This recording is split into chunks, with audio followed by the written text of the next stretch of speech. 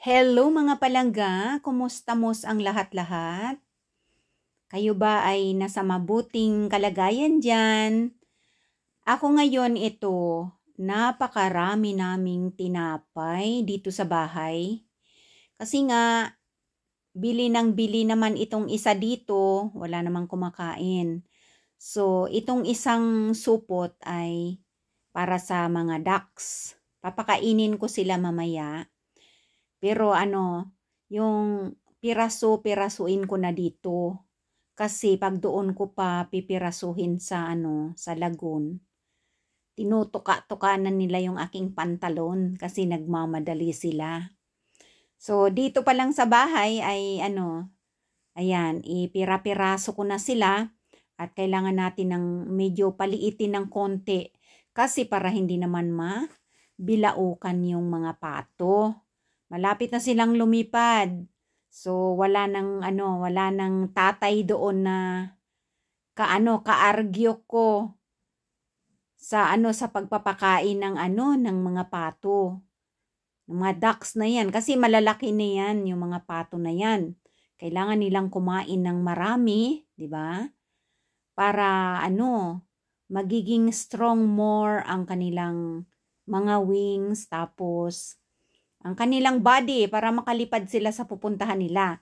Kasi kwento ko mga palangga, yung magpapakain sana ako doon, konti lang yung dala ko. Tapos, naglapitan na sa akin yung mga ducks, nagliparan na. Kasi alam na nila magpapakain ako. May biglang dumaan na tatay na old fashion. Sabi niya sa akin, syempre sa salita dito, pero give up siya sa nga bells ko mga palangga. Hindi siya nakatagal sa akin. Sabi niya, yung mga pato na yan ay wild daw na mga ibon. Hindi daw yan pinapakain ng ready food. Ito nga, yung tinapay o kung ano man ang mga pinapakain. Kasi daw dapat kumain lang daw yung mga yan ng natural na pagkain lang daw diyan sa lagoon. Sabi ko, alam ko yan, I know. Sabi ko, I know it kasi pinag-aaralan namin yan. Sabi ko, kung maliliit pa yung mga pato na mga sisiw pa lang, yan, wag mo yan bibigyan ng ready food ng ganitong mga tinapay, ganyan o kung anumang mga seeds. Yung mga sisiw para kakain lang sila ng mga nature na pagkain sa lagoon. Yan para sa kanila itong mga palangga, itong nasa supot na to para sa mga pato yan. Tapos sabi ko, tapos ito namang itong isa ay gagawin nating malutong na croutons. Ayan. Habang inihiwa-hiwa ko ito para sa croutons naman, ay magkukwento ako doon sa argyo namin ni tatay. Sabi kay tatay, alam ko yan kasi binabasa yan namin sa information. Kung kailan mo lang bibigyan ng pagkain ang mga pato or yung mga ducks na yan. Pag maliliit pa at mga sisiw, hindi mo muna sila bibigyan para sila mismo ang maghanap ng kanilang natural organic food yan sa mga lagoon, sa mga damo-damo, sa grounds. Para matuto sila kung paano maging independent at maghanap ng sariling pagkain na kahit walang magulang. Kasi pag malalaki na yung mga pato, hihiwalay na rin yan sa kanilang magulang, di ba? Parang mga tao rin dito. Ayan. So sabi hindi makasagot-sagot yung tatay. Sabi ko kay tatay, ngayon, malalaki na itong mga ito, matataba na sila. Sabi ko, kailangan nila ng more energy at saka more pagkain dahil malapit na silang lumipad papunta ng ibang bansa. Kaya pinapakain ko. Sabi ko, hindi lang naman ako nagpapakain dito . Sabi ko kay tatay, ang bunganga ko, siya nakatatlong salita pa lang, ako naka 1,000 words na. Sabi kay tatay, dumadaan ako dito twice a day, minsan, once a day, may mga nagpapakain dito, may mga bata, may mga family, may mga families diyan, nagpapakain yan diyan sila. So, hindi lang ako nagpapakain sa mga ito. Sabi ni tatay, okay. Sabi niya, anta ola. Ibig sabihin, okay, sige pakainin mo na. Sabi ko, di ba, napaka-happy, nalilipad sila.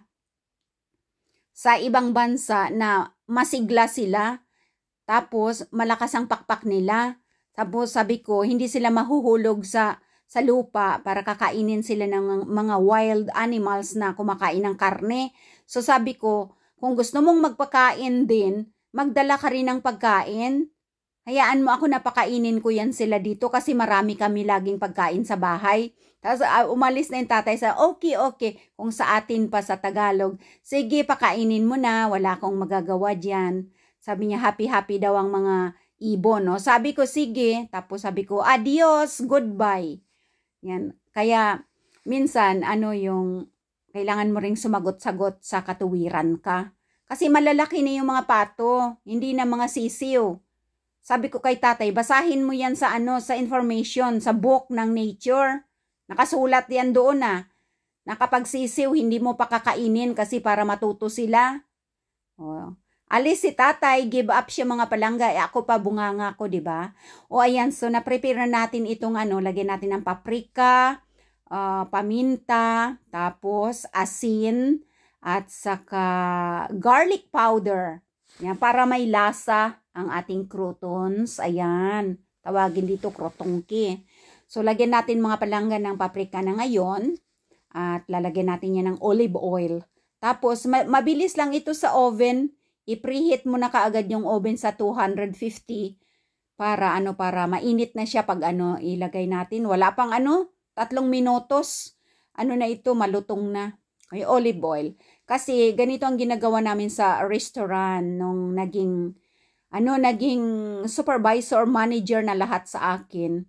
Ganito yung mga ginagawa namin. Kung may mga gawa kaming mga mga tinapay, mga sampula na medyo yung forma ay hindi perfect kasi dapat perfect talaga yung aming bread para maganda sa sa presentation. So ngayon kung mayroon kaming na-deform na na dough or bread, ayan hinihiwa-hiwa namin, tapos ginagawa naming croutons, tapos yun ang pang-toppings namin sa mga salad. Ayan. Pag malutong na ito, pwede ng snacks sa habang nakahilata ka dyan sa iyong magandang sofa dyan, nag-YouTube ka dyan, kakainin mo ito. Ilagay na natin sa oven mga palangga kasi naka-preheat na. O, eto hanguin na natin. Mabilis lang. O, ayan, malutong na siya mga palangga. Ayan, shout out sa aking mga palangging dyan. Lalong-lalo na sa aking mga members, super chatters, viewers, at mga subscribers dyan. Ayan, malutong na siya at ang bango mga palangga kasi may garlic powder siya. Tapos, yung pwede na itong pang-snacks, very healthy na tinapay. Mayroon pa kaming tinapay bago na naman sa sa ref kasi itong isa dito takot maubusan ng tinapay kasi yan ang nila dito, tinapay is life, 'di ba? Sa atin naman kanin is life. Dito tinapay or patatas ang lutong mga palangging. Ayan, so ilagay sa magandang jar para continue yung kanyang pagiging malutong. Ayan. Kailangan may maganda kayong jar na may takip para continue ang pagiging malutong niya, di ba? O yan, pwedeng panglagay sa topping ng porridge, salad, o di kaya ay pang snack kasi tasty na siya. Masarap mga palangging. So, gawin nyo ito sa inyong mga tinapay, huwag ninyong itatapon. Kasi hindi naman yan expired ang tinapay pa, di ba? Thank you so much for watching. Walang seryosan, happy lang tayo ba? Walang sad, palangga ko kamutanan. Hasta la vista, baby. Thank you.